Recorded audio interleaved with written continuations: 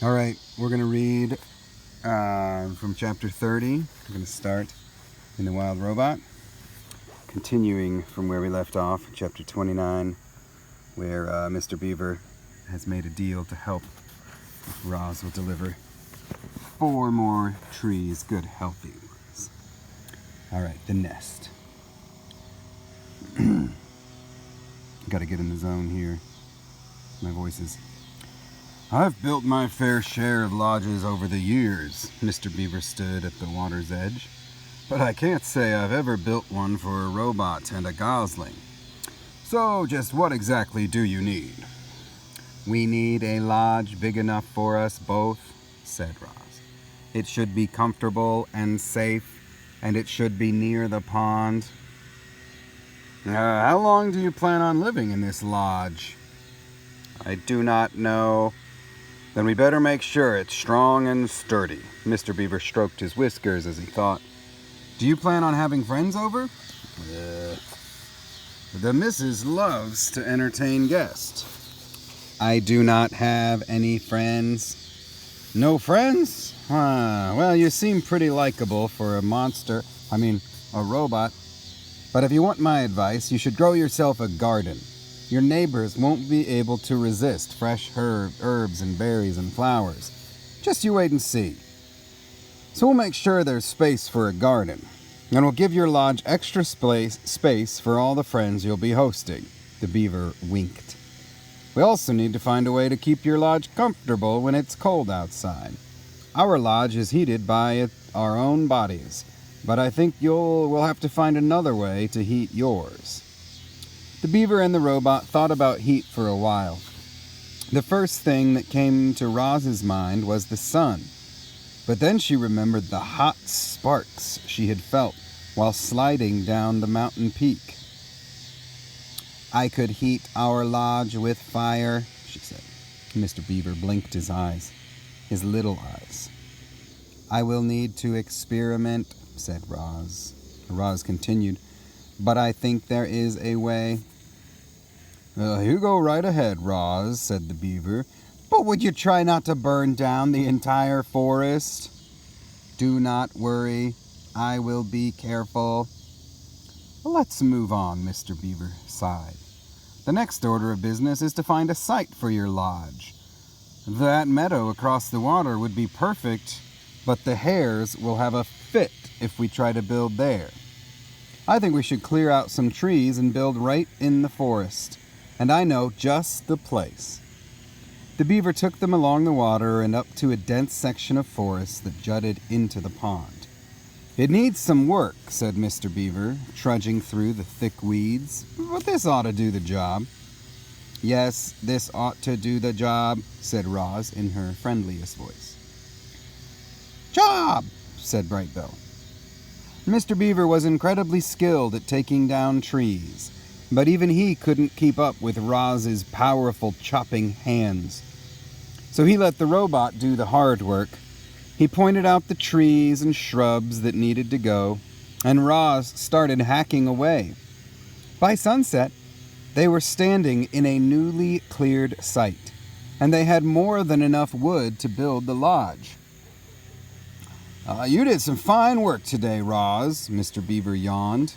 I'll return in the morning and we'll pick up right where we left off.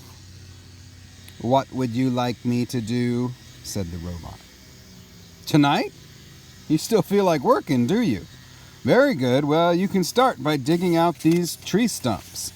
And you can collect all those large, flat stones over there. And you can smooth down this patch of dirt so we have a level place to build. That should keep you busy. The next morning, Mr. Beaver returned to find that Roz had been very busy indeed. All the tree stumps had been dug up, and their holes filled in with dirt. 20 large stones had been stacked, and the ground was now perfectly level. But what most astonished Mr. Beaver was that Roz and Bright Bill were huddled around a small, crackling campfire. Mr. Beaver moved his lips, but no sound or no words came out. Bright Bill was cold last night, said Roz. So I taught myself how to make a fire. But, but, but how? I discovered that when I strike these two stones together, they create sparks like this. I directed sparks onto dry leaves and wood until they ignited. Once I had a fire, it was easy to keep it going, and if I need to put it out, I can just add water. Mr. Beaver sat and warmed his paws. I've never seen fire in such a neat little bundle. He stared into the flames. I've only seen it blazing through the forest, burning everything in its path. But this is marvelous. He took another minute to enjoy the warmth. Then he and the robot got back to work. Mr. Beaver asked Roz to dig a trench here, to place large stones there, to arrange logs this way, to smear mud that way. Birds and squirrels perched in the trees and watched the new lodge take shape. It resembled the Beaver Lodge, but it was larger, a great dome of wood and mud and leaves. A simple opening in the wall served as the entrance, and the door was nothing more than a heavy stone that the robot could slide out of the way.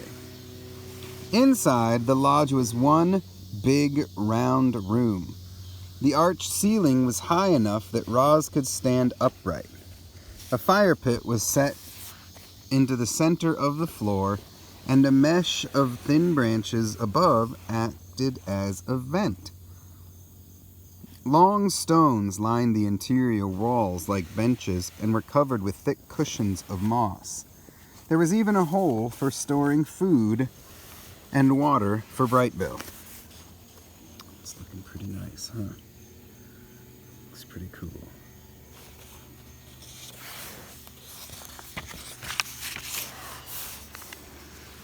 You've got yourself a beautiful pond view property, said Mr. Beaver. What are you going to name it? I do not understand. Why, a beautiful lodge like this deserves a name. We call our lodge Stream Catcher. The robot's computer brain didn't take long. The lodge is for Bright Bill. Bright Bill is a bird. Birds live in nests. Could we call this lodge the Nest? Huzzah! Squeaked the beaver. The Nest is a fine name for your lodge. Nest! Nest! Laughed Bright Bill. They stood outside the nest and admired their handiwork until Mr. Beaver's belly began to grumble. That sound means it's time for me to go get dinner. Thank you very much for your help, said Roz. We could not have done this without you. You're quite welcome, said Mr. Beaver, smiling. For your garden, you'll want to speak with Tawny, the doe who lives over the hill. She'll know just what to do. And now, if you'll excuse me, I have to hurry home before Paddler eats all the best leaves. Enjoy your first night in the nest. Chapter 31. The first night.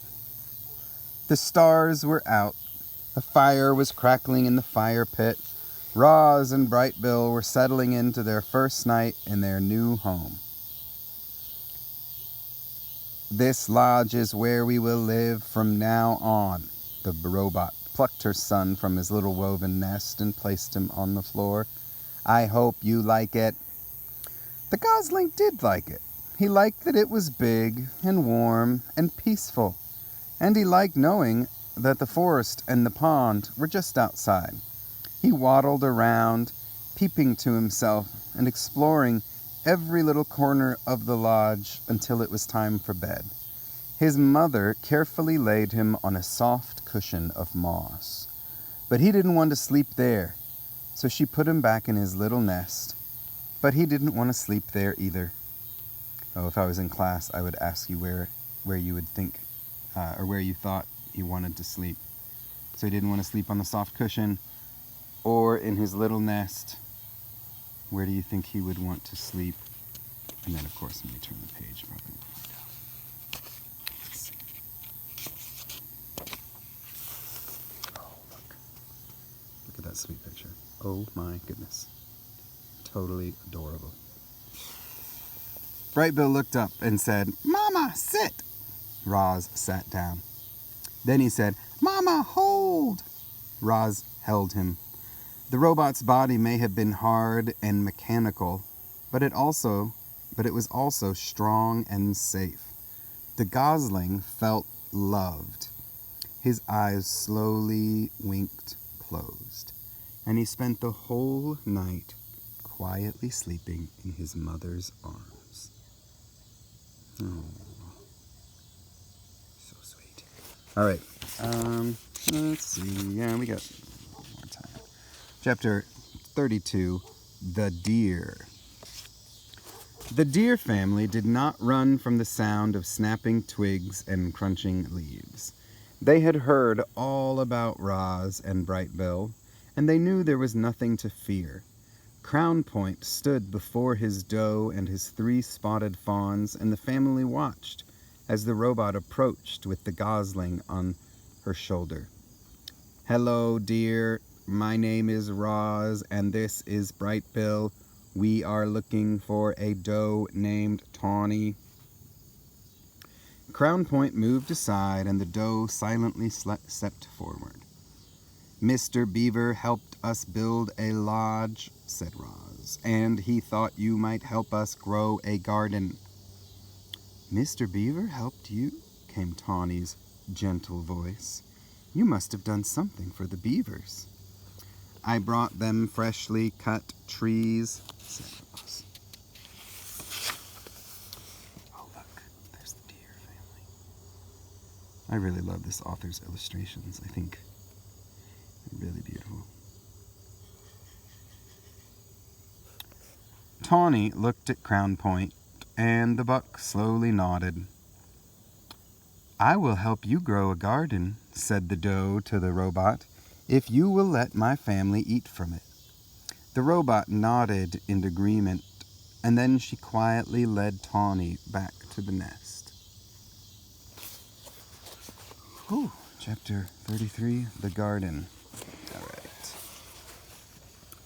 After inspecting the grounds, Tawny asked Roz to remove all the dried brambles and weeds and leaves from the garden area. She asked her burrowing friends, the moles and the groundhogs, to dig through the dirt and loosen the soil. And then she asked all the neighbors to do something rather peculiar. "Please leave your droppings around the nest. The more droppings, the richer the soil, the healthier the garden." As you can imagine, Tawny's request got everyone's attention. The place was soon crawling with woodland creatures, curious to hear more about the garden project.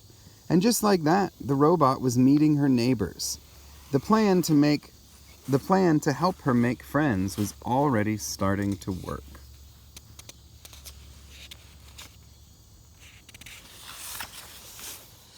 There was a festive feeling around the nest that day. Animals were coming and going and chatting and laughing. After some pleasant conversation, each neighbor would choose their spot, leave their droppings, and be on their way, and always with a smile. "We're happy to help," said 2 smiling weasels after finishing up their business. It was our pleasure," said a flock of smiling sparrows before they flew away. "I shouldn't be much longer now," said a smiling turtle as he slowly made his contribution. As all this was going on, Roz walked around and thanked everyone. "I am not capable of defecating," she explained, "so your droppings are most appreciated." If I was in class, I would ask if we knew what the word defecating meant. Which is kind of a fun and interesting word. And somebody would no doubt would know that defecating is a sort of fancy scientific word for pooping. So defecating means poop. So it's kind of fun. So the animals, of course, are pooping around in her garden. Once the grounds were fertilized, it was time for the plants. Tawny brought Roz and Brightbill out to a lush meadow. The robot sank her fingers into the ground and felt the spongy layer of roots below the grass. Slowly, carefully, she rolled up wide strips of sod, exposing the dark, wormy soil. She carried the rolls back to the nest and spread them out to make a patchy lawn. Then she transplanted clumps of wildflowers and clovers and berries and shrubs and herbs until the nest was surrounded by a scraggly collection of plants. Oh, look at this. We got a special visitor who wants to hear the story. This is Cutie. Hey, Cutie. Cutie, I was just gonna finish this, okay? You mind? All right. Okay, let's try this. Sorry, in the story. Oh, wait a second. Oh man, I lost my place. Hold on. I do apologize. It's all Cutie's fault, really. Ow. Okay. The first swim. I was almost done. Alright, the first night. The deer. Ow! Cutie is kneading. Okay, I'm gonna finish this chapter.